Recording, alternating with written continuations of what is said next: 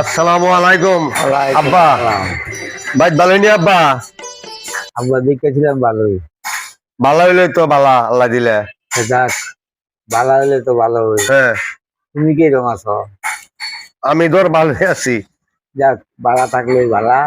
জামাই মানুষ তুমি। হ্যাঁ, মানে দোয়া নামনে দিছেন। অনেক মনে করেন পুত্রার দোয়ান হইলেই আমার দোয়ান। এই যে হইতো অনেক টিন কত কেজি?